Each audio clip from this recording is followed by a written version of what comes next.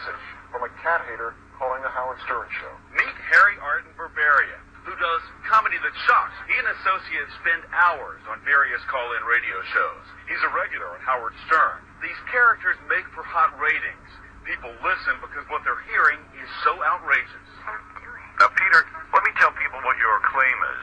You claim that you poison people's pets in the neighborhood. And I feel that by me destroying these pets, I'm eliminating something unnecessary. I don't think God put us on this planet to just, look after these stupid pets. All right, let's take some calls. Hey, Peter, this is Ronnie from Columbus, Ohio. You call yourself a Christian? Yes, I do. That's ridiculous, dude. Somebody needs to take you and beat the living crap out of you.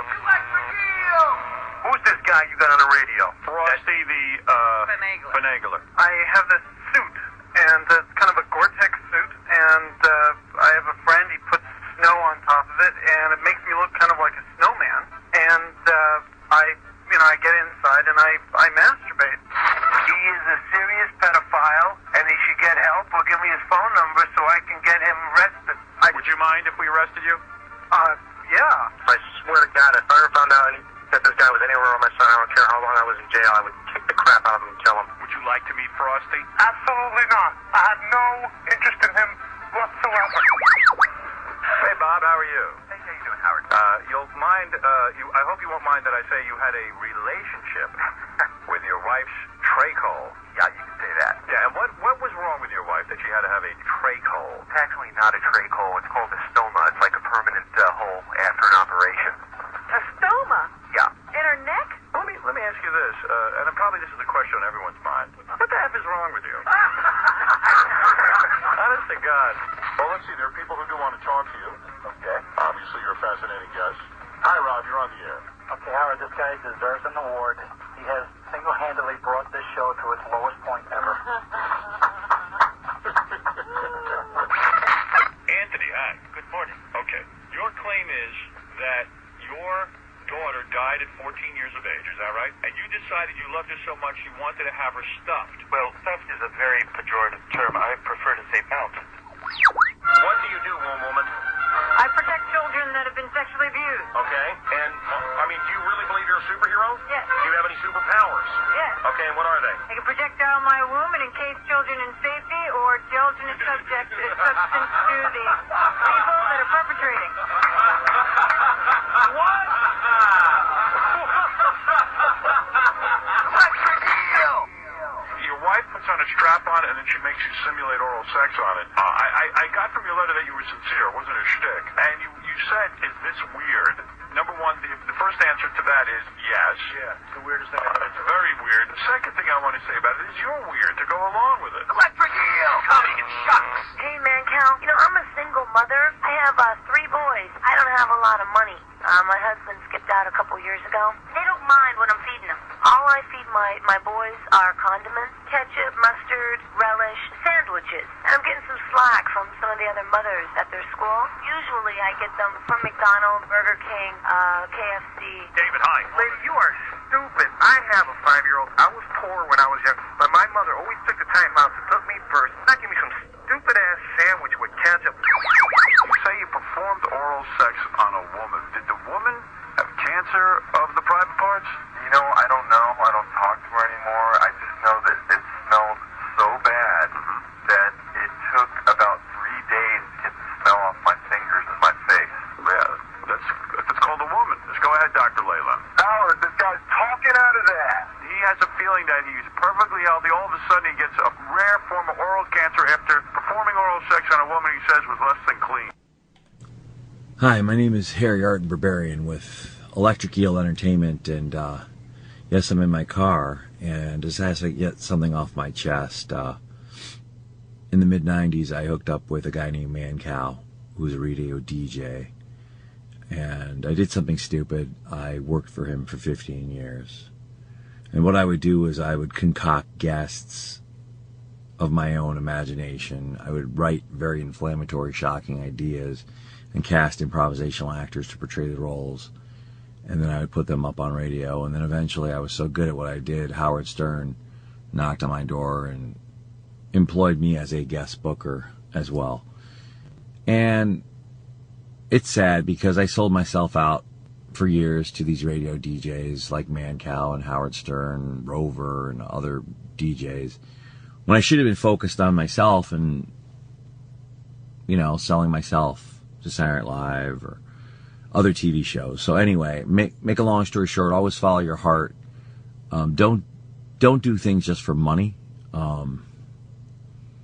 If you think you're talented and your heart says you really, really want to do something, just do it. Despite your age, don't think negatively.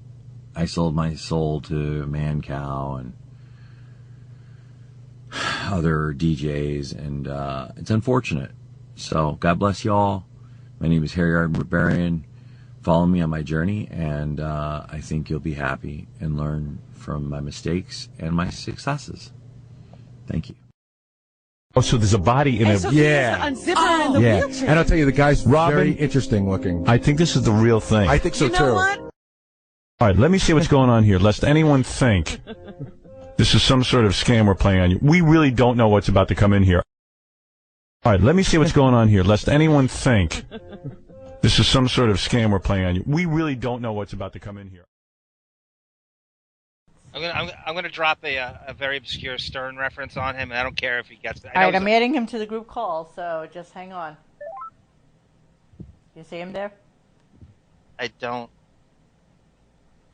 Harry? I see his face. That's the book pose. That's the back of the, Hey, this is Harry. Harry! I love your back of the book pose that you have on the Skype picture. Very sexy. That looks like the Mancow tell-all, which you go, oops, I said it again. Harry, I love your name. You give me warm, fuzzy memories of my favorite Hanna-Barbera cartoons like Space Ghost and Birdman and the old Fantastic Four show. And he should be so lucky to be a Hanna-Barbera as opposed to a Barbarian. They would love to have him as a voice person. Absolutely. Okay, so Harry's on with us now, so I can actually introduce our show. We've been rambling incoherently for the last 15 or 20 minutes. So, welcome to another edition of Radio Gunk, and tonight our guest is Harry Barbarian. Am I pronouncing that correctly? Harry Artin Barbarian, to be specific. I think Howard Stern knew me as Harry Artin, which was my middle name. So, did you actually go by that when you were doing all those funny phone calls? Well, yeah. Sometimes I just go by Harry Artin for short, partly because I do so many shocking things that my family's ashamed of me and they don't want me to use my family name. Yeah, I don't blame them. So, Harry, I wanted to play... So, here's who we have on the show tonight. So, it's John and Benjamin. And hey, John and Benjamin. Hi, Ben. So, we basically comprise with another guy named Dennis what is Radiogunk. And what we basically do is we are a... oh, somebody's calling me. How dare they? So basically what we do is we have a Howard Stern dedicated podcast, and it's basically disenfranchised listeners to the show. And what we do is we basically do like a week's in review, and then we also do a couple of little in-depth things to talk about who he's become, who he was, what we used to enjoy about the show, and basically kind of like a reveal of the Emperor's New Clothes-ish type of thing. Got it. So we try to kind of delve into different things, and we Benjamin actually had seen your little kind of rambling in my car post the other day, and that's what kind of put you on our radar, and we wanted to talk a little bit about that. So I'm going to play it right now so that we can talk it through, and then we can have a discussion about it. Is that okay? Sure, you can do whatever you want. Okay, awesome. Hold on. Here we go. It's my ringtone, Harry. Quiet you. Hi, my name is Harry Arden Barbarian with Electric Eel Entertainment, and yes, I'm in my car, and just has to get something off my chest. In the mid-'90s, I hooked up with a guy named Mancow, who was a radio DJ, and I did something stupid. I worked for him for 15 Okay, that's enough of that. It's not stupid. No, let's continue on. It's not stupid. Let's continue on. My own imagination. I would write very. Don't you hate this video that you made? Ideas, Yeah, cast improvisational actors, improvised it. roles. I don't think it's bad at all. I put them up on radio, and then eventually I was so good at what I did, Howard Stern knocked on my door and employed me as a guest booker as well. Kind of a sexy voice there, Harry. Thank you. It's sad because I sold myself out Not sad. for years to these radio I happen to DJs agree with like you, Mancow and Howard Stern, Rover, and other DJs. When I should have been focused on myself and, selling myself to Saturday Night Live. Oh, yeah. Okay, so selling myself. Anyway, make a long story short, always follow your heart. Okay, I hate hearing myself. I know. Don't do things. Everybody just for money. does, but you. Wait, shush. If you think you're talented and your heart says you really, really want to do something, just do it. Despite your age, don't think negatively. I sold my soul. I don't think that's the reaction Harry was going for. No, it's all good. It's all good. DJs and, Can I explain something? Let's finish it. Hold on. Oh, God. Follow me. I think you'll be It was happy actually like a semi-serious from my mistakes. Oh, I know. Yeah, I took it that way. Yeah. So did I. Okay, so I'm sorry for giggling, but I just, I've heard it like 3 or 4 times, 6 or 7 times, and I just started snickering more and more, and I'm like, oh God, he must totally regret having done this, but, by the way, you would have never been on our radar had you not done it, because then it got us into a whole plethora of electric eel things, and how that kind of segued into what you became in the 90s, and how it made some people's broadcasts so much more than what they actually were. So that's really what we wanted to talk to you about tonight, and see what it is exactly that how did you start in this? Why did you do it? Why do you even remotely have any regrets about it? And then how it kind of reflected on what your future endeavors were. Sure.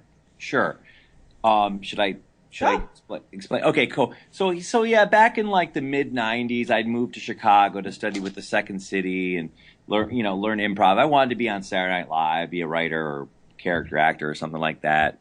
I'm a comedian. That's my roots. And then my roommate at the time said, hey, there's this guy named Mancow.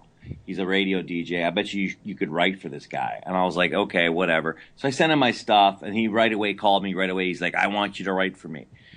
Because he had seen me on Jerry Springer, and I do different subversive characters over the years on MTV, and I like characters. So then he hired me, and then right away.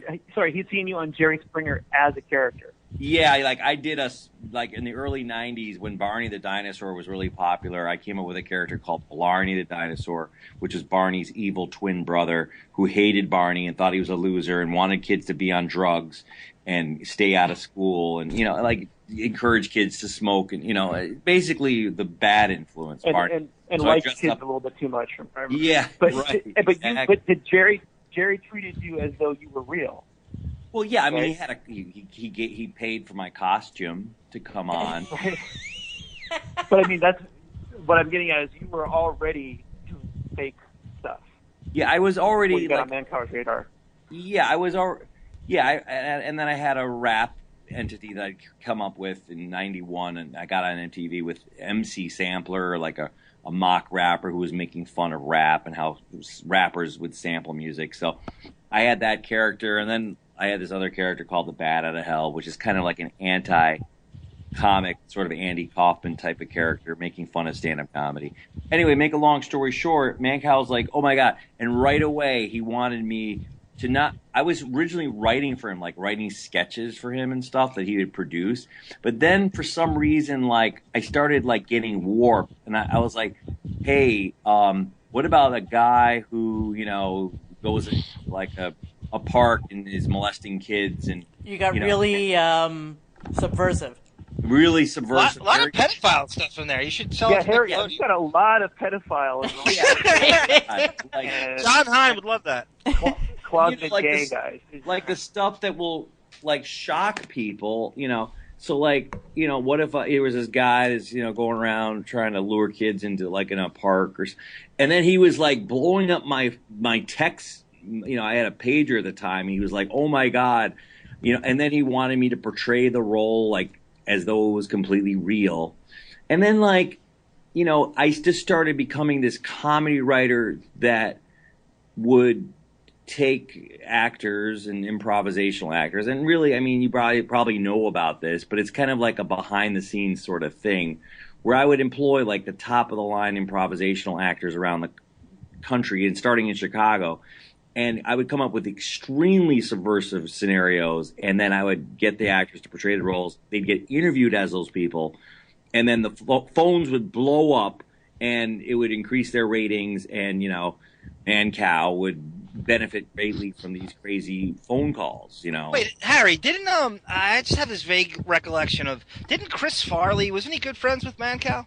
Yes, he was, and actually I had booked Chris Farley's brother at the time to do a character. Right? Yeah, Kevin, but he wasn't very good. He wasn't very good. But did you do anything with Chris? Because Chris was on his show. No, like, I never did. I never met Chris, but he was kind of like friendly with Mancow. Okay. But I almost feel like I was a comedy writer, but like I felt like I was using my gift as a comedy writer now to like kind of like I was subverting my comedy writing strengths and now going to an extremely dark area of my mind, like an area that I didn't necessarily want to go, but it was making me, like, at first it wasn't making me hardly any money at all. But then, like, Mancow wanted these scenarios so badly because it drove his ratings. Of course, you know, when you elicit anger versus happiness, I mean, we know this from Twitter today. If Twitter was around when you were doing this, you would have been ridiculously fucking blown up, you know? Yeah, exactly. Right. And it's so anti-politically correct. Like, okay, hey, how about a guy that whose son is retarded and he beats his son because he's slow? You know, I mean, like, you can't even think of enough things that are as fucked up as they can possibly be. Like, there's almost not enough to think of. So my brain was literally getting trained to come up, let me think of the most inflammatory, or how about a landlord who, you know, will cut the girl's rent as long as she sleeps with him, and then she's now not sleeping with him, so he's going to evict her. So, like, I booked that thing, and then people go crazy. Wow, you son of a bitch landlord, what an asshole you are. And, like, Mancow's loving it. You know, he's like in a pig in mud. So, but basically, I'm catering to the most lowest common denominator. And when you say booked, do you mean you literally would write out a script both for the improv actor and for the radio host? Yeah, basically, I mean, I'm so sick and tired of this, and I've had qualms for years about whether to reveal all this crap, but like, it's probably kind of like common knowledge, and it kind of like, point, no, I don't think it is. I don't think it is. No way is it common knowledge. No way. I agree. I think it's one of those things that's like a well-kept secret. I mean, we've had tons of people on this show where we are constantly asking the question, you know, are some of these phone calls fake? Right, John? I mean, we have this conversation with everybody who comes on. Harry, you were aware of the law that was passed in 2008 that prank calls are illegal. No, I had no idea. You have to get the permission now in advance. This is like 2008 and beyond. You have to literally say to the person, I call you in... What? No wonder my billings went down in 2008. That's funny. Are you kidding me? Never heard of that. That's the exact year that happened? That's right when me and Howard Stern... Wow. Oh my God! So there's Benjamin, we were texting today. I told you there was a connection. But I have a different theory. But fuck your theory! But I know partly the reason why Howard Stern and I parted ways. I'm just kidding. Go, Harry. I'm sorry. Okay. Well, we didn't even get to how you and Howard Stern got. Because I know. We need to go back. Hated enemy. We need to go back. Howard was Mancow was Howard's enemy. Mancow so how did you show up on Howard's radar? Right. So what happened was Mancow was making a couple million a year or something. And like I was making at one point like $100,000 a year booking these inflammatory scenarios. Wow. Yeah, I was doing really well. But... You know, and I was booking like 3 of these insane, shocking guests, I'd call them, like my company, Electric Eel Entertainment. We, you know, provide comedy that shocks. And I would produce these guests. I do them 3 times a day, 5 days a week. So I'm just... What? Yeah. For one show? Yeah, and it was killing me. Like, I was creating, like, scenarios, clearing them with Mancow, and then I would book the actors, and, like, I was extremely adept at getting the top of the line actors, so they would know these characters backwards and forwards, like the who, what, where, when, why, how of the character. So they became regulars, kind of? The characters became almost weekly-ish? No, they didn't become weekly. They were new characters every single time. So right, it was but did you ever bring them back? Did you ever kind of come back to them? Yeah. I would have recurring characters. For instance, I created something called the Death Psychic. Somebody that could, like, tell by the tone of your voice and when you were born when you're going to die and how you're going to die. Nice. And that's an extremely popular thing that people want to know. And so I would book the Death Psychic a lot. I would book this guy named John Dreyfus, a gay activist who thinks that every single person, every man should be homosexual and that we should get rid of all women. And, like, of course, that's like an incredibly inflammatory idea. We should put them in containment camps. Especially back then. Oh yeah, I mean totally. And so what started to hurt me though was September 11th. The comedy changed in America. Became very serious, yeah.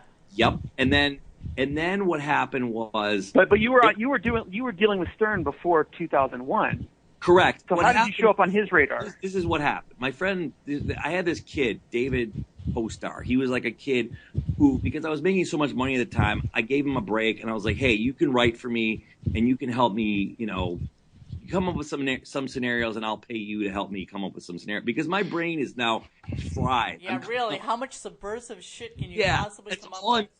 All I'm thinking about is the most twisted, insane crap all day long. So, like, the thing, and it's probably haunting my dreams. So, like, the thing is like, I'm not kidding. I felt like, I felt like morally bankrupt. Like, I really did. Like, I felt guilty as hell. So anyway, so, like, David's coming up with ideas, and then all of a sudden, like, for some reason, Casey Armstrong got on David's radar, or something happened. He was a huge Howard Stern fan, and I really wasn't. Before he was on the show, right? He was a friend. And he somehow got Casey Armstrong's email.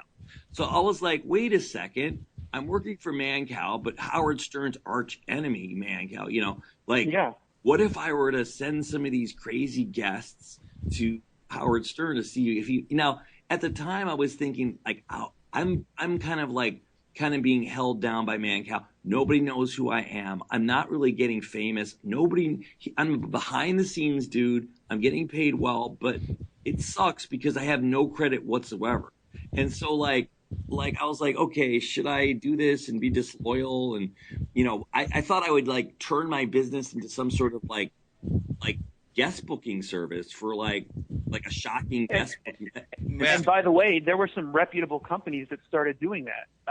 Correct. I shared, it was Infinity, I think it was, or Clear Channel and Ryan Seacrest's parent company. Premier Radio Networks? Yeah. Yeah, they kind of advertised and got hell for this in the media, that they were creating scenarios and characters to take or create calls to your radio and to your show and get the audience involved and all that.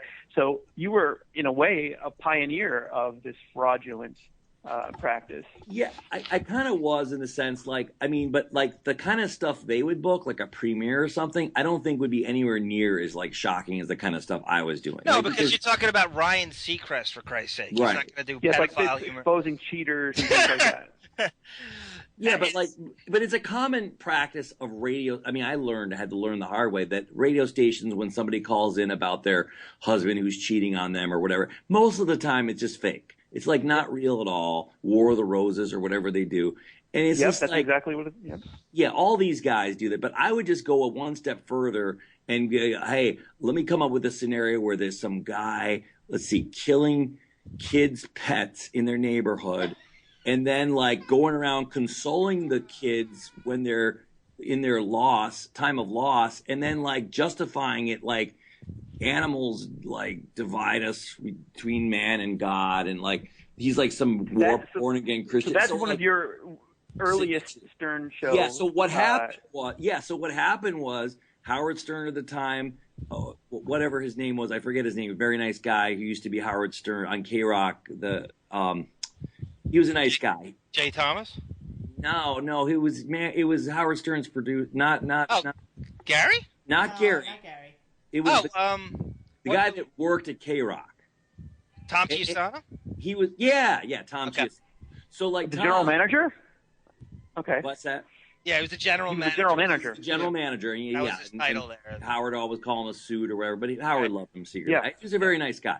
And then like, so I pitched him a couple ideas. I booked a couple of these things for Howard Stern, and then it went bonkers. And then this whole like guy who I couldn't find an actor at the time to portray this role of this guy who's going around killing kids, animals, and killing their pets. Is that what your first thing was for the Stern Show? No, it was like maybe the second thing, but it blew the fuck up because like the thing is, and I can swear, right? Obviously, it's a podcast. Yeah. Yes. So it blew up. What happened was it like instead of it being like a 10-minute interview, Howard Stern interviewed me for 45 minutes. Yep. And like then Jessica Hahn came on and said what an asshole I am. And it's all up on the YouTube. There's even more than that. So I wonder. I noticed this because I listened to a couple of your calls. Howard immediately starts making your character, because you play the guy, he starts making the character gay and a pedophile. And I wonder if that's how you intended the character to be when you first called, because if you listen to the call, you are a guy who goes and basically wants to be the angel of death and his pets and counsel people and be seen as a hero. Then Howard goes, "Are you gay?" And you say no. Then he says, "Are you sure you're not gay?" And you still say no. And then he says, "Are you a pedophile? Are you attracted to these children?" And then it seems like you go, I guess Howard's pushing me to be a child predator here. Right. And then I wonder, is that what you had going on in your mind when you created this character? Because Howard definitely, in many of your calls, shaped your character or the improv actor to be a gay person or a pedophile, which is, like you say, the most completely subversive of them all. Right. Right. It's a very good question. See, what happens, okay, like in improv, like that's why I moved to Chicago in the first place to study the Second City. In improv, there's like a rule like yes and. So like if somebody says something, you go yes and you just keep developing it. So like the key to see, these characters are improv based. Okay. I come up with scenarios and then I come up with like who, what, where, when, why, and how of the character. But at the end of the day, if you say something, I have to agree to it. So like I was incorrect by negating anything Howard would say. So if he says, "Hey, are you gay?" I should say yes. Hey, are you a pedophile? Yes. So basically, if you say no, then it stops like the action. It stops that's an improv no. So basically, Howard is co-creating this guest at the same time. Like I wanted to make the guest as warped and as creepy and as twisted and as insane as possible. Right. You need to formulate it on the fly. Isn't that exactly what Wendy the retard does? Yes.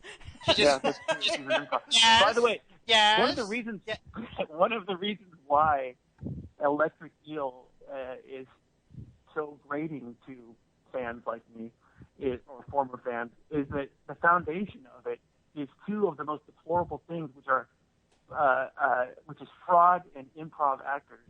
Right. I can't stand improv. Yeah, I don't. That's so funny because I don't really like improv either, and because improv actors have like an attitude. They really do. I've gone to see a couple of improvs where I'm like, God, this sucks so hard. Like I really hate it. I get why you would do it for the radio, and I get why that was something that's appealing to a Mancow and a Howard Stern. But I just don't understand. I mean, Benjamen pulled for us just a couple of just little clips, and I just want kind of your reaction to it. Pretty much every time you were on, and clearly the one with the guy who had the child who was the mummified remains of his daughter. Right. It really has to go down as probably one of the most classic things. Right, and Howard loved that guy so much, he actually wanted him on his TV show at the time. Right. So I had to figure out a way to put somebody together, put the whole shit together, right? Yeah. What do you do? I actually found an actor who was extremely dedicated to the whole damn thing, and he actually created some sort of bizarre dummy that was his daughter, and he put it in a wheelchair, and we flew him to New York, and it was insane. And it actually worked it's on YouTube if you want to see it. It's believe me, we've seen it. We actually cut some clips for it because one of the biggest things we hate about the Howard that he has become is the fact that, we always say the emperor's new clothes. We all bought into the Howard of years gone by. We all bought into the hate of Jay Leno, the despising of Imus, and part of it is a lot of the phone calls and things that we bought into and believed. But here's the deal. In defense of Howard, because actually I like Howard Stern. And I met him only one time. He said I was a genius, whatever that means. But here's the deal. He kind of is like the Wizard of Oz. He kind of let Gary and the rest of them do his dirty work. I think he just, of course he knows there's some shenanigans going on. But Mancow was much more like, Harry, give me this twisted crap and blah, blah, blah. Whereas, wait a minute, Harry, how do you mean Wizard of Oz? His beard is white and his hair is black? No, it's like he's the man behind. He's the puppet master behind the scenes. I know. I'm sure Howard was in on it all, but Howard is not. Listen, Howard was more like he was in on it. Leaving it into definitely in on it. Leaving it to his producers, whereas Mancow was more into being part of the creating the insanity of it all. Here's the thing that drives us crazy. Howard's lazier than No. No. Partly, okay. The reason, partly why Howard Stern wanted to work with me at the time was to destroy Mancow. Of because course, I was Mancow's hidden weapon. You're like his secret sauce, of course. Right. So did you get compensated in the same way by Howard's show? By the way, were you compensated in that same kind of way by Howard's show for your work? I was comp for the same amount, the same guests that I would be booking for Howard. I was paid quadruple the amount of money that I was. Oh, really? Paid. But I was only booking 2 of them a month for Howard. Where did that money come from? Where did that money come? Was it 112 Productions or was it Infinity? Was it Infinity at that time? I don't remember. It was maybe, I don't know. Who knows? Do you remember who generated? We wanted to just kind of talk through. I don't want to get people into trouble. No, you won't get anybody into trouble. Let me ask you this. Unrelated to that. It isn't. When you started with Howard, this is 99? Yeah, 99. All right. Yeah. So Jackie Martling. He was still there. You sure about that? He didn't just leave? Yes, he was. He was howling along. He was just on the verge of getting out. Yeah, he was on life support. Did they ever have you collaborating with Jackie on Never. Okay. So you were independent of it. Independent. Can I say something really quick about that? Go, Ben. That pet call. That pet call, the fake call that was the guy who goes around in this undisclosed neighborhood killing neighborhood pups. You're a little faded on us, Benjamin. I can't really hear you that well, so you need to. Oh, I'm sorry. I said the call where a guy in an undisclosed neighborhood goes around killing all your neighborhood cats. They nominated that. They nominated that for an F Emmy, even though they knew it was fake. Wow, I got nominated. Who nominated it? That was nominated for an F Emmy. Every year they give out awards as best moments of the Stern Show. Yes, that was nominated, Harry. I was nominated. That was in the category best phone call involving an animal. Now the winner, your call obviously didn't win. The winner of that was a guy who formerly used to have sex with dogs and now runs an animal shelter. So that sounds like an electric eel call to me. Yeah, I mean, I don't know. That's some company to be in, Harry. That's a great idea. No, I mean, that might have been one of my ideas. I mean, I've come up with so many ideas. You don't even know if that was yours? I literally, probably. I mean, it sounds like it's up my, I don't remember. Were you doing that many of them where you can't remember stuff so like that? many of them. Wow, I had some guy named competing with Frost. yourself by the end. Yeah. I had some guy named Frosty the Finagler, who would dress up as a snowman during winter, and he would stand for hours in a snowman costume outside of some house in during winter time, and he would secretly masturbate to kids as they walked by and. Everything. Seriously, could you be more of a fucking creepy degenerate if you tried? Seriously? By the way, that call about the guy going around killing pets, that literally was so real that apparently, in Torrance, California at the time, there was some legitimate person going around killing and skinning cats. So actually, the Torrance police contacted the Howard Stern show to find out who that caller was. because they thought it was related. And then I had to tell Howard that it was me, because Howard didn't know it was me. Well, that's actually something important that I wanted to bring up. So the purpose of your calls were not to have the audience laughing that we're in on this joke. It's anger. It was meant to be taken seriously. Yes. So the only people laughing at it are the co-conspirators. They're not the audience. Well, here's the deal. And this is what Mancow trained me, and this is why I give Mancow some credit. Mancow always said, if you want something to be funny, dedicate yourself 1,000% to it to be 100% serious. So all these characters that we would do, we would never try to be funny, because if you try to be funny, you're not going to be funny. If you notice, if you try to be funny, a comedian who tries to be funny is usually not funny. But if you commit to something that's extremely serious, it'll come across as so ridiculous that it'll actually be funny. Yep. So we would never, ever, our goal was never to try to be funny, ever. So that seems out of step with your comedy that shocks mantra when your goal is to not be funny. Well, but if you look at the YouTube comments of your guy who goes around killing pets, for example, as recently as 2 weeks ago, someone writes, "This definitely is a child molester." Right. And 8 months ago, Christian closeted gay pet killer and friend children who like keep animals inside. So people still, I mean, that's what I'm getting at. That's fantastic. That's like Kevin Bacon in The Woodsman. I mean, that's fantastic acting right there. You know, you really still have these people believing this stuff. But it's not comedy, though. That's what I'm getting at. No, it really isn't. And that's kind of like why I started feeling guilty. Like, I'm like literally now being turned into some sort of like machine designed to just create panic and inflammatory things that I was more shocked. I began to be more shocking than funny. But there are people that are warped that find that very funny too. Yeah. No, actually, one of the people who called in when you were playing that pet character, I don't know if you remember this, he admitted that he beats cats to death with baseball bats. Right.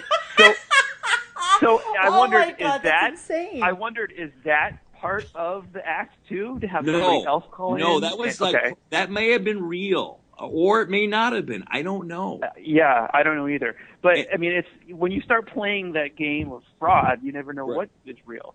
And then I started worrying that maybe some of these scenarios that I do are going to lead to people doing these things. Incite people, exactly. Because if you listen to that interview, the guy actually, in his warped Christian ways, actually makes a lot of sense. Like, he's trying to argue that pets divide us from God, and animals are just put on Earth to just be subjugated. I don't think that actually makes sense, but but in a really I know what you mean. You're committing to a character's logic as you're doing that, you know, and also kind of freestyling as the guy you're talking to says. Are you a pedophile? Are you gay? Are you kill kids next? Which is what Howard was doing, trying to get people ramped up. Right. And then you get, and this was common on your calls. A trusted friend of the show would and be outraged. So it would be Jessica Hahn would call in and call your character gay and she was calling you a priest. She hated me. Yeah, she was calling you, saying you wanted to have sex with animals. Right. So then there's another one where Dominic Barbara calls in when you're Frosty the Finagler, and Eric, High Pitch Eric calls in, and Captain Jenks called in during your first call, which was the guy who has sex with his wife's trachea. And so what I'm really getting at is,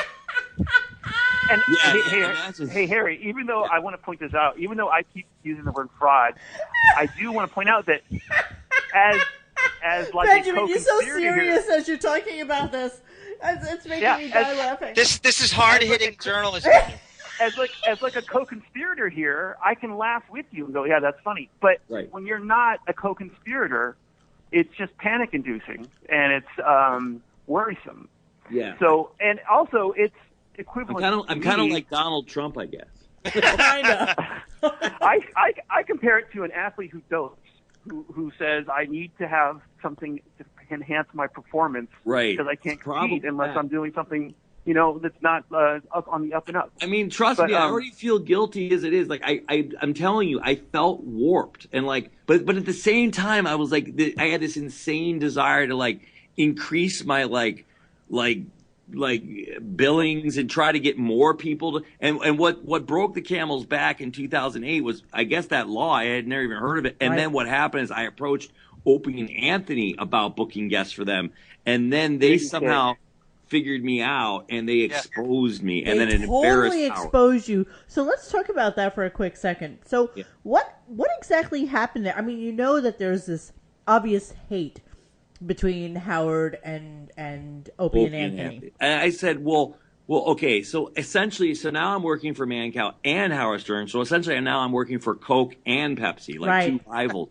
So it's like, okay, I might as well, like, aware? Dr. Pepper and Mr. I Pibb. kind of like Mancow. I would bring it up with Mancow, like, by the way, he's like, if you ever work with Howard Stern, I'll never. But when that stupid cat killing thing happened, it got in the news, and then he was like, you stabbed me in the back. I can't believe that you're working. He recognized your work. But here's the deal. Here's the deal. What I would try to do with Mancow and Howard Stern is I wouldn't book the same scenarios for either, like for like the same ones. I would try to make it different for Howard.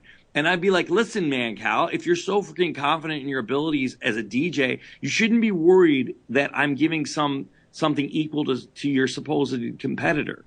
Like, don't be confident in yourself. I mean, that's what it really comes down to. So anyway, I tried to expand my empire for some weird, wicked desire. Because you can. And I was like, let me go after Opie and Anthony because they kind of like fit the demographics of Howard Stern in a way. And let me see if they'll like my guest. And then I approached them. They were interested and they kind of tricked me. And I didn't have my head on straight, I guess, at the time. And then they somehow figured me out and they were like, oh, well, he's just a fake guest booking. And then that's when I guess what happened was I had created a website at the time, electriceelman.com.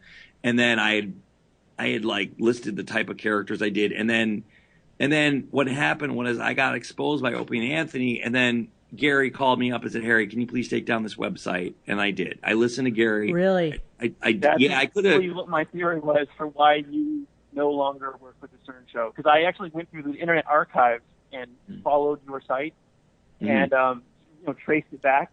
And I can pinpoint the dates where you listed, here are all my calls to the Howard Stern Show. By the way, the first year at Sirius, the no more bullshit era of Howard's life, career, he had 9 electric eel calls that year.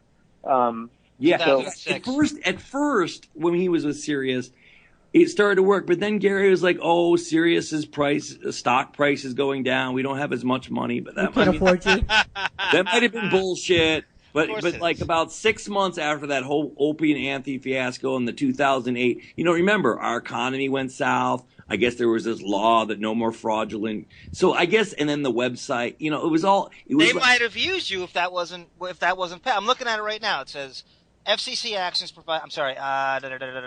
Section 73, Article 1206, the prohibiting recording telephone calls for broadcast. Section 73, 1206, 2008. So that $41,000 fine for anyone caught doing it. Like, you mean, are you talking about like a prank phone call? If you prank that's not the same thing. That's something That's not different. the same thing, right? That's a phony phone call where you're calling somebody. You have to make them aware of it prior to. That's not what Harry was doing. This is a set-up phone call where they already know well in advance that they are paid employees or paid actors doing it. When the whole thing happened with Opie and Anthony, though, did Howard try to stop you in any way from outing the show about these fake phone calls?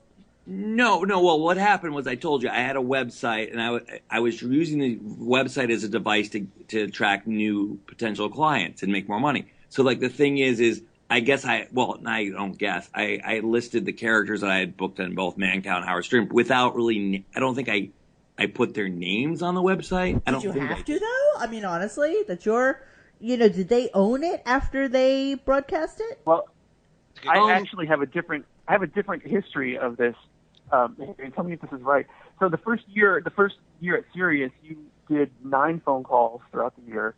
On November 2nd of that year, you went on a podcast called Corey and Joel Radio Show, where you said, and I love that. I love that. I listened to it twice.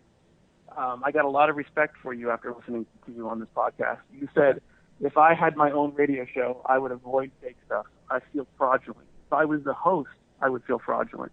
So Right. by my records, you only got 2 more calls on the air on the Stern Show after doing that podcast. But that's just some small little pocket. You really think that could have hurt?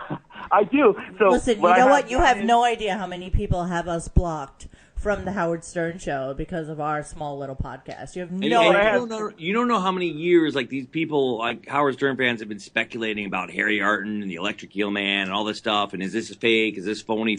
And I've been like kind of like watching it and like going, well, shit, I should have capitalized on this whole thing. See, because I wanted to write a book called Welcome to the Fun House, kind of like a fun house is not as it appears. Yeah, you should. And it's like kind of like documenting my history of like all these phony phone calls I did over the years for, but they weren't just phony phone calls. I mean, we were trying to create art, kind of like Andy. I mean, you could say Andy Kaufman was like, okay, he wasn't really. Performance art. I saw a comparison. I saw a comparison to reality TV. Correct. So, like it would be the same way. I remember in the early days of really the show that started all was MTV's Real World. I think way back in '92, and from that spawned all this other shit. It gets no credit for starting it all. Yeah, but even exactly what he just was talking about with the Jerry Springer show. I mean, that's a classic example of inciting people to anger because of opposing viewpoints, whether it's husband, wife. But in that case, in that scenario, it was obviously a fake thing. Like I'm dressed up as a dinosaur, like Yeah, but Harry, much more about the Stern Show. Obvious to you, not so much to Shaniqua in Michigan. Shaniqua in Michigan. That's my next name. And by the way, in Howard Stern's defense, by the way, like Howard, what I like about Howard is that, apart from all this other stuff, is that Howard will he's not insecure. Like he'll give a shout out and he'll praise other people that work with him that are actually funny. Whereas Mancow would always no.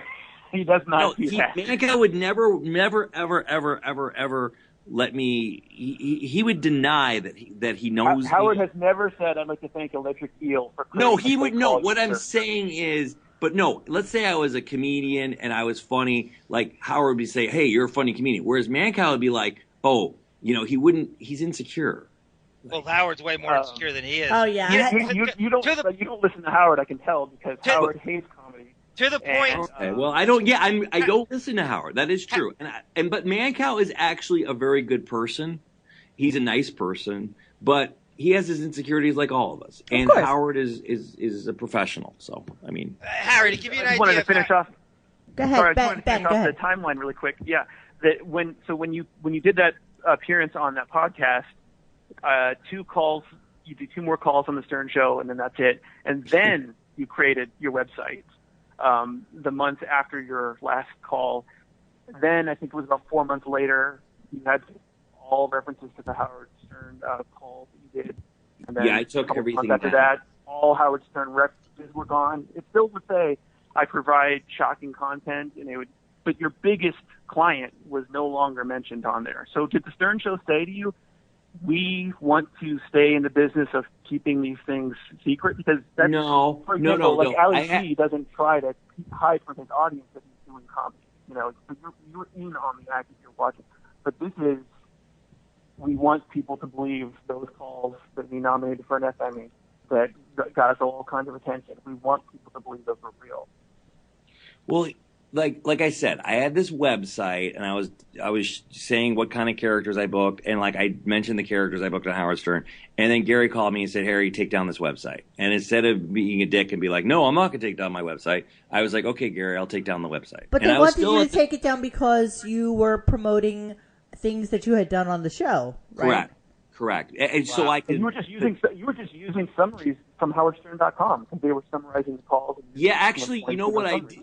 I'll tell you what I did, because I'm not even good at documenting my own characters. So I would just go to that Mark's Frigging or whatever. Yeah, right. That's exactly his writing style. Yeah. Yeah, he was really good at documenting everything I did. So I would just go back and check to see what I had done because I'd booked so much shit for him. So I was like, oh, okay, cool. He summarizes all my guests. This is terrific.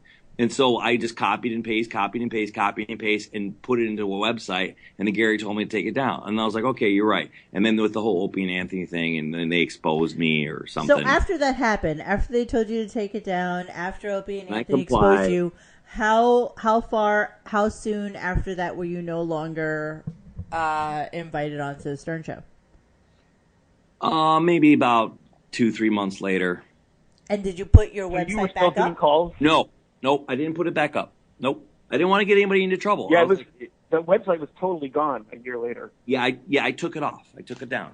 I just listened to what Gary told me, and I took it down. And I still continued to work for Mancow, and then I tried to work for this guy named Rover for a while, and then like after 2008, 2009, like things just changed in the country with the whole economy, and Right. it just things start. I got so burnt out, and I was just like, fuck all this shit.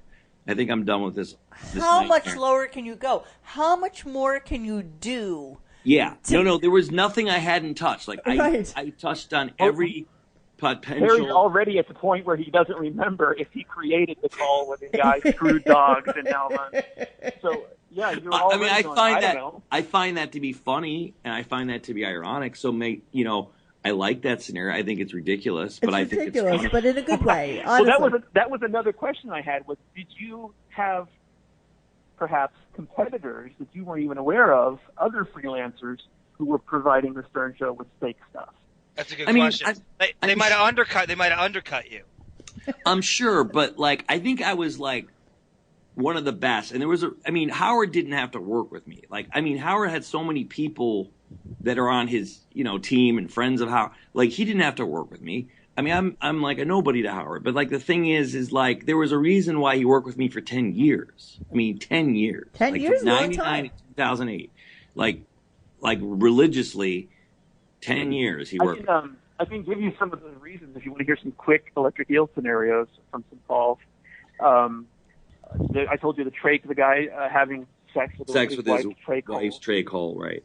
We know about the. That still makes me laugh. I don't know why. And I have to say again, Harry, that as a co-conspirator here with you, I can laugh along with these scenarios. And that's funny. But when you're on the listener end and you're hearing a host who claims to be the most honest man in radio and will tell you that over and over and over again, and will put down other DJs who do lame stuff.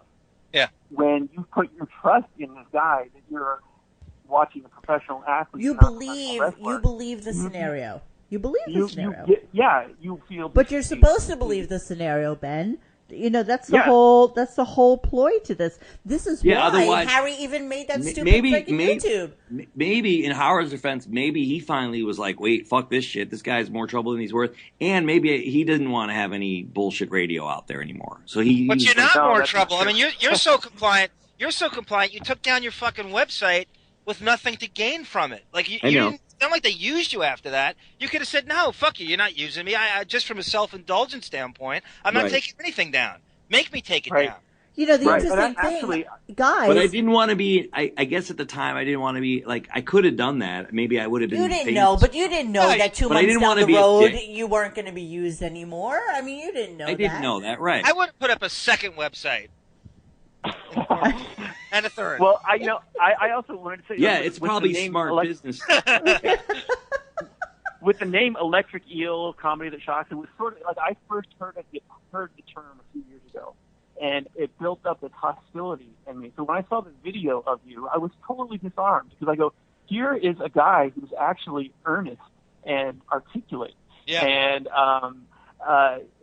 intelligent behind these things. He's not the crass, in-your-face guy that I would have pictured. I felt the same way. Yeah, and then when I heard you on, I'm sorry, I was going to say when I heard you on that podcast, I was very impressed at how sensitive it seemed you were about not wanting to actually be fraudulent, not wanting to be deceptive, and it was disarming. So no, I don't. It doesn't surprise me that as soon as Gary says take it down, that a guy like you would take it down because you don't come across as a troublemaker. Because Gary, I respected Gary, and he's a consummate professional. I still do. I think he's a very, very, very good, political dude. Like he's very good frontman for Howard. Like he was very good with me, and he never screwed me over once. So like I respected him enough to just comply with him. But of course, like me even doing this interview with you guys, of course, it's not necessarily, it's like I'm. Well, it's not, I don't think it's going to happen again. So no. I'm saying is I'm admitting that Howard is, turning a blind, like if he was a baseball player, that he's turning a blind eye to doping, and when he's calling out every other baseball player out there that they're doping, and that he's not, but he is. That's a great analogy. That's a great. It's not an isolated case. I mean, he does it all the time. You know what I'm also thinking, but you guys? See, the difference between Howard and Mancow was that Howard built there was more walls between me and Howard. It was it's almost he has layers. He has so many layers. Shift the blame to somebody else. And hair plugs. How dare you know? I didn't know that scenario was fake. And he could kind of shove it off to somebody else. You know what? Interestingly enough, you guys, both of you, Benjamin and John, and also Harry, I think around 2008, 2009 also will probably demarcate to all of you that's around the time where he really stopped also taking phone calls from regular people. He really started to back off taking just, Joe Trucker guy going across country. Also, too, Monique, phone calls for guests. He actually does not take phone calls for guests anymore. No. The times I've been on the show, I've been on the show about a half dozen times. It was my way of getting on was I would have specific questions for the guest. And now he does not take a single phone call for any He's guest. far too protective of his celebrity. Yep. And I think Howard he's definitely changed over the years with his with the new relationship. He's evolved. And now he's more mainstream. He's not different. He's not Harry, anti-establishment anymore. When you sign up for Sirius, though, these rubes who spent a few $1,000s, joining the Vacation-lution in 2006, it's don't piss on me and tell me it's Sebastian Whitlock. Give me the product I signed up for. Right. They don't know, though. He has any idea what he just agreed to. He has no idea what you're talking about, but the reality is that people that have signed up for Sirius in the last 5-6 years have no idea how funny and subversive and ridiculous the show used to be back in the 1990s and early 2000s. They have no idea how funny and silly it was. None. But I think Howard give you a couple more. Sorry, go ahead. He paved a road, and maybe he tired of it all, of just being so crazy, and he's now he's more establishment. I think he used to be, I think he's still funny, but my point is maybe he just doesn't care. No, he doesn't. He doesn't try makes $90 million a year, Harry. He's the man who we used to all love and used to be so in touch with the common guy is no longer. And I truly appreciated a lot of the phone calls that he did. I think also what affected him too was whole Artin and stuff like that. Yes. 100%. And the fact that he doesn't have a comedian in the chair anymore, and it's really just more about him and his interviews, it's just a completely different show. So the that was back in 1999 or 2000 would never fit into the mold of today's show. Yeah, and Mancow's changed too. Mancow used to be the shock jock. Now Mancow's a young, he's a conservative Joel Osteen watching. Right. I was just going to ask you that. Yeah, now he's Artie. Where is he on now, Harry? What is Mancow's Is he syndicated? Is he? I don't understand when. Yeah, he's syndicated. He's beaming out of the loop in Chicago. Listen, I'm still friends with Mancow. I hardly work with him anymore. I maybe book once a guest a year now. I don't even work with him anymore. So the thing is but every once in a while I'll do something for him. But he's a friend, but at the same time I feel like I wasted many years of my life working for him. So what do you do? But you made a lot of money. You were taking I made a lot of money, but still it was I felt like I was like a drug runner. You know what, Harry? It's not really fair for you to say that, because the reality is you and even though it was in a really obscure way, because it wasn't hey, here's Harry Antin doing so-and-so, comic relief and whatever. You were kind of like the unknown comic. You were the guy with the fucking paper bag over your head. Exactly. So nobody actually knew who you were. So yes, in that respect. Which I kind of hated, yeah. Of course. So in that respect, you were the guy behind the scenes. You were one of the writers and not somebody that was up front, where maybe you could have been a little bit more up front. But the reality is, it probably would not have worked out any other way at the time. It was a good mode for you, and it was a good source of income for you, so you can't actually have regrets for something like that, because you know what? Here you are in the annals of time, where you've done really funny fucking shit for two of the most popular DJs in America. So how can that be a bad thing? I don't give myself any credit at all. No, your aspiration was Saturday Night Live, and in all honesty, stretching that creative muscle. What were you going? Let's say you got on Saturday Night Live. Well, realistically, what were you going to? What would you get? A sketch every other week? Maybe you'd have how much could you even come close to scratching that creative itch in what you did there? I mean, they're not going to let you do anything, and they don't even take the best of the best on that show. No regrets. No regrets, Harry. There's I would. No regrets. That's true. What made you? Obviously, you came to us because you had that little psychotic meltdown in your car. But what exactly? I've been wanting to have a psychotic meltdown. What made that happen? What brought you to that point so many years after the case? You don't understand. Like, it's just like I have this idea in my head that's like I kind of like almost want to like expunge myself of all like the guilt and regret that I had, like, and just come up with like a book, like this Welcome to the Funhouse thing that I've had this idea in my head since like 2008 or so then whatever. Do it already, Jesus Christ! You know what? I got to do it. You expunge yourself a little bit here. You make yourself, and believe me, you know what? Nothing to us is funny. And I have no dealings with Howard anymore. And I don't have any dealings with Gary. But I respect you them. Don't, but you are completely in step with what Howard's doing, which is denouncing all the stuff that made him a lot of money and got him a lot of exposure and all that. Like, Howard denounces his books and wants to erase all of his archives and basically wants to just start fresh and say none of that stuff really happened. It's Howard 2.0. I'm not giving back the money, but no, it's Howard 2.0, and now you want to be Harry 3.0. But the reality is, this was, we had this whole conversation with Stuttering John when he was on with us, and then he called me afterwards, and I was on the phone with him for like an hour, and he was just talking about, regrets that he's had, and how he should have traveled the world after he got out of college as opposed to joining Howard's show. And I'm like, dude, you would never be Stuttering John today had you not done what you did when you did it. I mean, things happen the way it's supposed to, I guess in a way, like Howard Stern was at one time striving to be the king of all media. And then once he became the king of all media, now he's kind of like the blasé king of all media. It's more like whatever. He's the king of radio. He's no longer king of all media. He did AGT, but he never did another movie after his one movie. He never did a TV show after his, 2 or 3 attempts at that. I think his relationship changed him with the, 100%. 100%. And you know what? It's okay to be that person.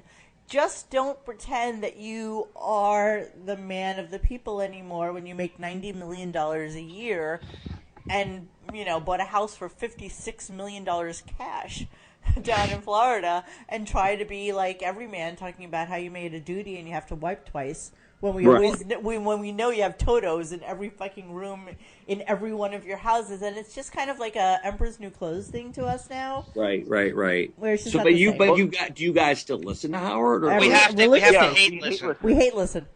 But it's like a Mystery Science 3000 thing we do. Yeah. But what Harry did was take full accountability for what he's done and say, I regret it. Howard, that is what separates Harry from Howard. Howard pretends it didn't happen rather than say, I'm accountable for it. I wish I hadn't done it. And that is why I respected Harry after watching that video, because that takes a mature, responsible person to do that. I appreciate that. Why can't I see guys like Harry when I'm driving around? You stop at a stoplight and you look next to you, you see like a guy like Harry. He's like looking in his rear mirror going, I sold my soul to the devil. I'm never going because he's not wearing a Chewbacca helmet on.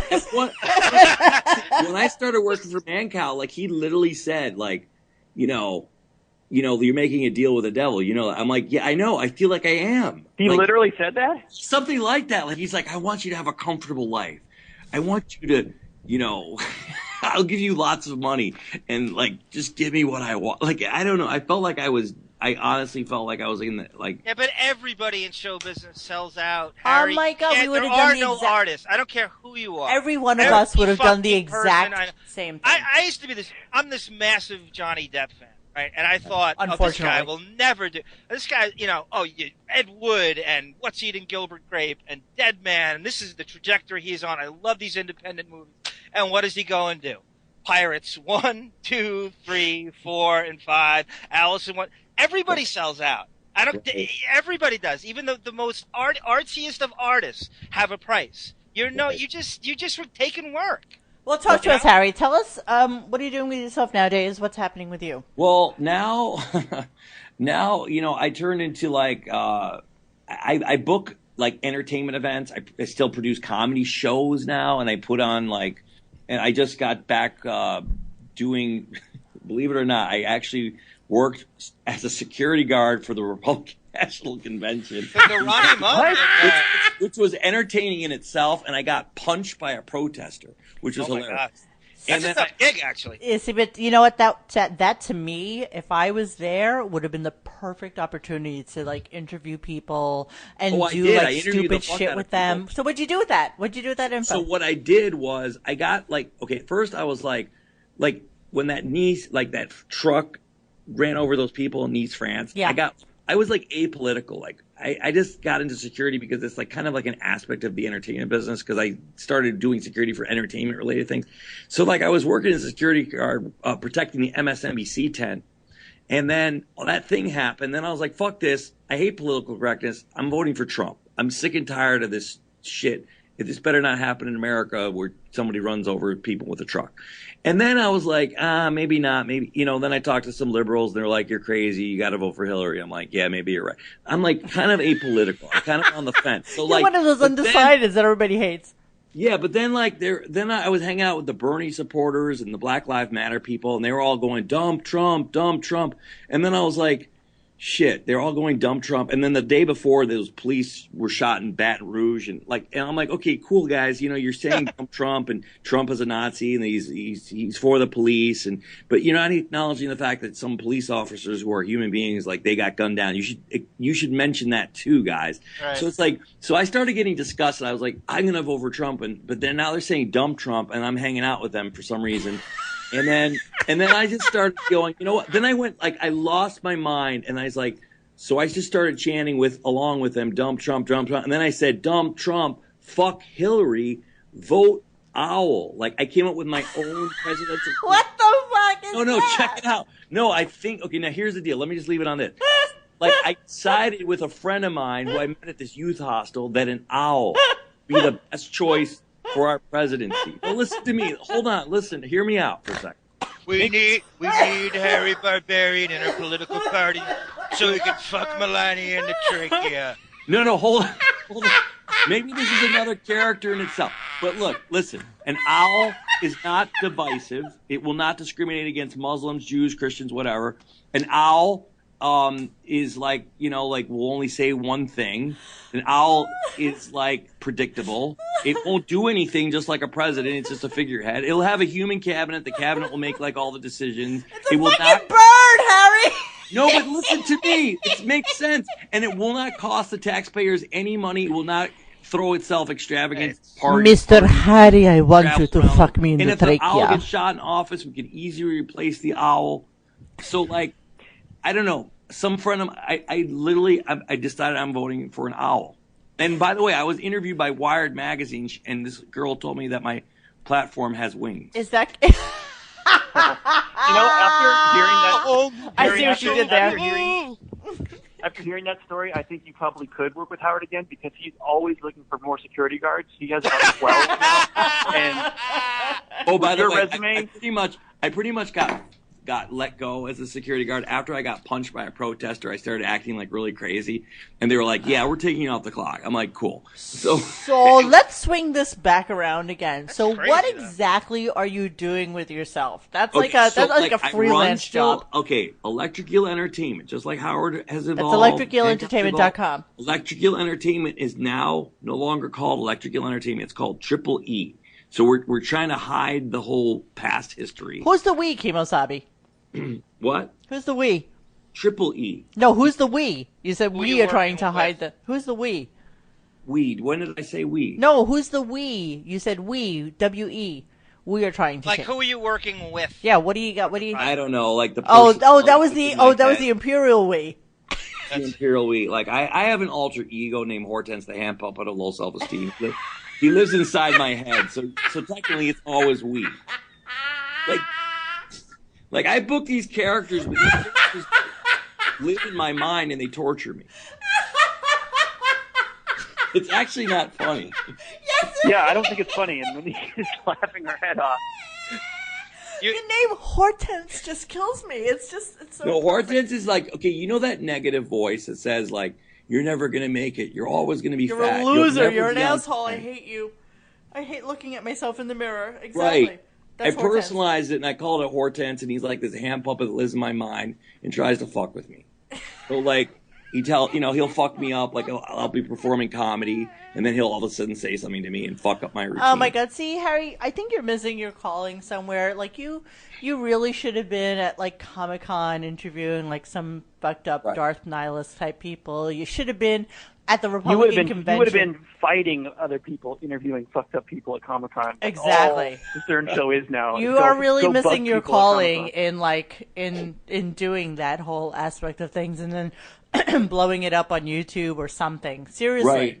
Right. Well, I mean, okay, so here's the deal. I'm still a production company. I'm still Electrical Entertainment, but I'm billing myself as Triple E. I'm still producing entertainment, but no longer that type of inflammatory radio entertainment. I'm trying to produce, like, I tried to produce a reality show that didn't work. I'm trying to launch, like, music videos. Like, I do rap music. I do, like, funny, I'm a comedian. I perform. So, like, I still, I hate to say it, I still want to be on Saturday Night Live or something like that. Like, I still want to be, like, I want to have my own show on television. I want to do I think you and Fred Norris both are going to be announced for the cast next September. I'm counting on it. I mean, did you know that, Harry? Did you know that Fred was trying to leave the show in the 90s to get on Saturday Night Live? Right. I mean, here's the deal. Like, we only have one life. You got to follow your heart. I'm older now, but still I look fairly young. I mean, I don't know. Hey, Michael McKean and Phil Hartman and Daryl Hammond all started on there. I know, but John, you and I talk about this shit all the time. The black girl that just did Ghostbusters or whatever, she's Harambe? 48. Look at Harry. He could be the next Kevin Nealon. Look at him. Look at that photo with it. John, we were just talking about yesterday about ageism. Really nice guy, right? About ageism in Hollywood. He encouraged me to write for Saturday Night Live. He's a really nice guy. Very nice. I honestly, I think, Harry, you need to do something on your own. Ageism is a horrible. Monique and I talked for a half hour about ageism in the business. Yeah. Well, my mom, of course, is always saying, Harry, just please, you have your college degree. You're an English literature major. Just get a fucking job. And it's just like... Everybody knows you can't get a job with an English literature degree. Doesn't understand. Even though I went to a top school, like Harry, just have a normal job. I mean, at the end of the day, I'm an actor, producer, but you know what? It's fucking hard to be an actor, producer. So, like, I do probably have to have a real job. Yeah, but normal is not normal for you, and you know that. So I know. I was working in a Comedy Central pilot today that was being shot. Yeah, that was being shot in Michigan. It's called The Detroiters. Some new. Okay. So but is it a good thing that you're not living in New York? No, it's not. It's being shot in Michigan because the guys are from Michigan. Yeah, I mean for you, for your career, for your livelihood, to not be living here. I don't want to be back in New York. I had bad experiences there. I got into a horrible relationship. I bought an apartment in New York and I went into foreclosure. I didn't have a great. I think I want to go back to Los Angeles. Yeah, that's the place to be. All right, so is there anything you want to promote? Is there anything that you're doing that we should know about? Yeah, I mean, like I said, you could go, well, I appreciate it. Like I have a website, tragitees.com, like tragedy. It's like TRAGITEES. It's like the home for tragic comedy t-shirts. Like I have the Owl for President t-shirt for sale. No, I'm serious. I made a t-shirt. I literally made a t-shirt. I don't know. I love a good t-shirt, by the way. Yeah, thank you. I appreciate Wait, spell that out again for us? Huh? Spell that out for us again? It's T as in Tom, R, A, G as in George, I, and then T-E-E-S, like T. Tragedies. Okay, got it. You know what you do, Harry? Turn those into skater clothing, and Howard will buy them off you. Exactly, because he still thinks. I mean, it's still in development. It's new, and electricalentertainment.com exists. I mean, but it's not. the radio shit. Harry, I will totally help you out with your T-shirts. I do graphic art, so does Benjamin. Oh, please, I need graphic art people. Yeah, we're actually really good at that. Benjamin and I both are kind of like very graphically driven. I design clothing for a living, and he works for a major magazine. I've been looking for somebody to partner with, honestly. Monique, you got to show Harry. Her best picture is her psychologist running away from her on the street. Shut the hell up. She's got that on a T-shirt. Shut up, asshole. Are you the same? Like, did your psychologist fire you? No, the best thing she ever did for me is write a letter so that I could get my dog on the airplane with me and make believe that I needed him as a comfort dog, so he flies with me wherever I go. And that was the best thing she ever did for me. I used to have a pug dog named Sheshi, and when I lived in New York, like I took him on the subway, and like I convinced people that like I was mentally deranged and that I needed this dog with me, and so like they let me have the dog on the subway. Listen, the rule of the street here in New York, and somebody taught me this early on, probably when I was like 22 years old. They said, walk into any room like you own the fucking place, and that's what I do. I will walk past any doorman. I will walk past any bartender. I will walk past any nightclub guy. It's like, fuck you, I own the room, and I'm supposed to be here. So if my dog wants to be with me in the goddamn Whole Foods store shopping for, chia seed, that's where he'll be. I don't really give a shit. And you know what? If nobody's going to stop you. my dog wants to feast on the figs, the dried fuck figs. Him. Nobody's going to stop you. Aisle. Nobody's going to stop you. But listen, I had good experiences with Howard. Mancow's still a friend, but like, I'm exposing them, and I'm trying to work on a book, so... Welcome it's awesome. And you know what? When you do work on your book, we'll be more than happy to help you if you need any quotes or anything like that. We'll also, have you back on whenever you want to be here. Did you sign any kind of NDA with them where you can't No, I never signed any agreement with Mancow. I never signed any agreement with Howard Stern. Nothing. He was just a freelance guy for hire. That's just all. handshake. I was kind of Benjamin, Benjamin, I think the NDA came later. No. They were always around, but Harry was around for 10 years. That's a long time, I know, but it came. I'm saying later, as in the last 5-6 years. Yeah, right. I guess. So it truly was a courtesy to take down the website. Rather than a contractual if I was a smart businessman, I probably would be like, "Fuck you," and then I'm going to blow up, and I'll have a fucking book deal or something. Kind of feel like you need to bring that back out, Harry. Honestly. Yeah, I do. I because it's gnawing at me. I feel like I have to write this. So then do it. Do it. Put your website back up. Put the things up that are yours. Fuck it. And you know what? We have tons of friends because everybody's like such a big Howard kind of, disenfranchised fan that we have tons of friends who have all the archives of everything that's ever been done. Harry, you know what it would be like? It would be like them telling Billy West, you can't bring us up in anything you do to promote yourself in the voiceover industry. Right. Billy, you cannot mention our show. I know you were legendary. You are a Stern show, Mount Rushmore, but you cannot. You are to take our name off your website. Like Billy would go, fuck you. I'm not exactly. Whatever I want.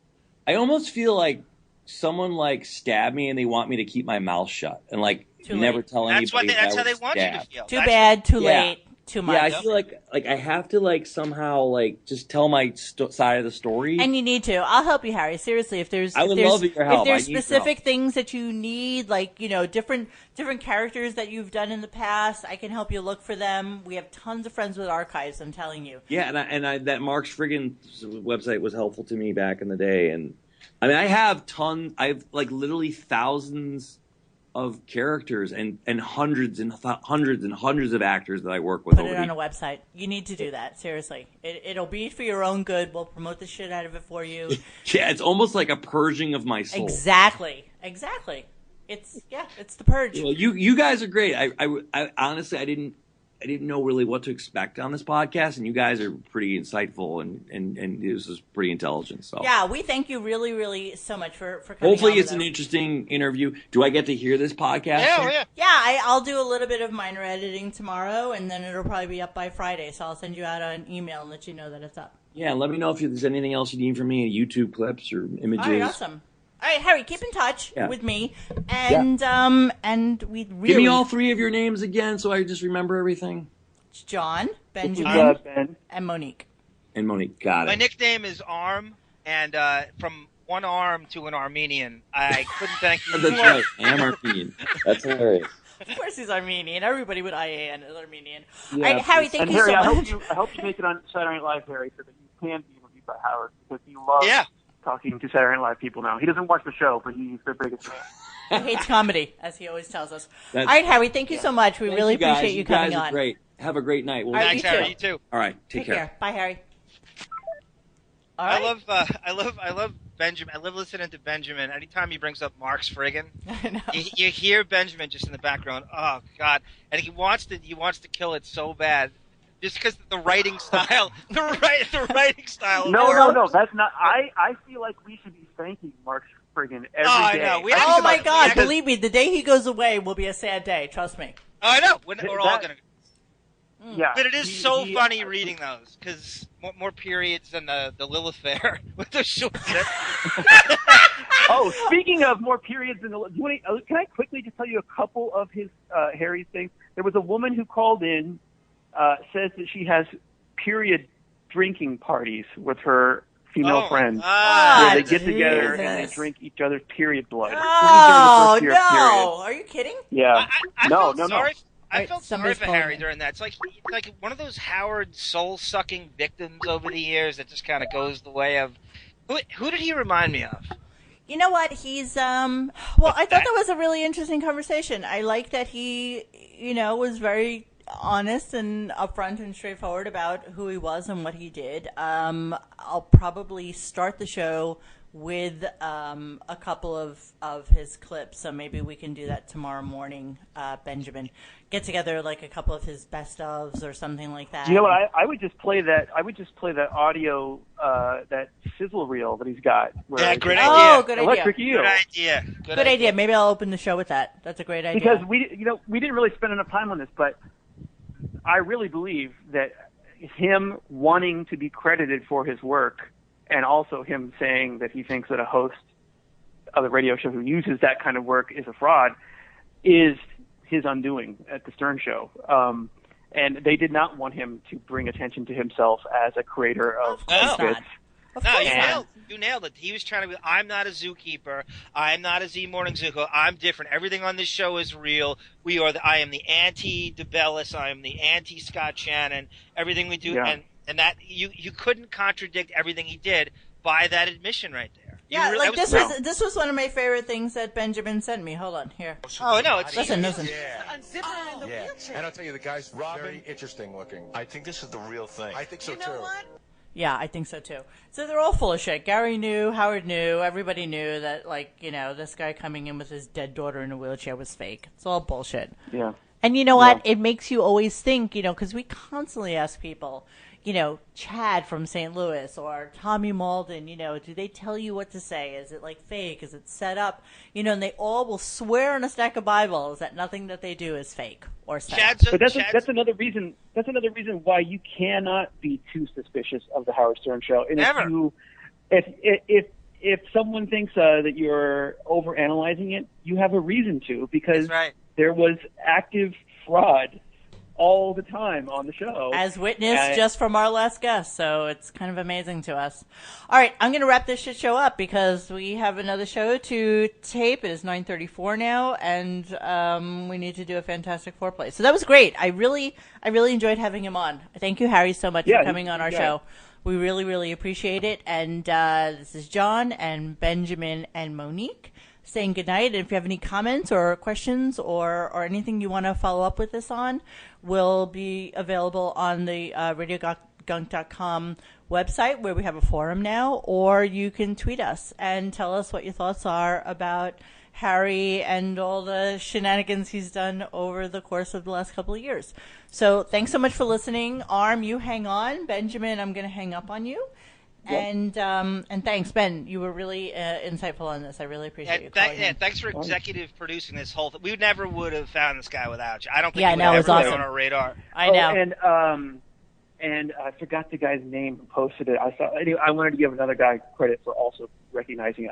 I completely forgot his name. Oh God, I'm sorry. If you think of it, we'll say it in the website post that we do. Okay. I'm laughing at your Photoshop and Beth in that Dice Clay jacket. Oh, I'm sorry. All right, we got to go. Ben, we'll talk to you later. Yeah. Thank you so much. All right, talk to you later. Bye, babe. Thanks.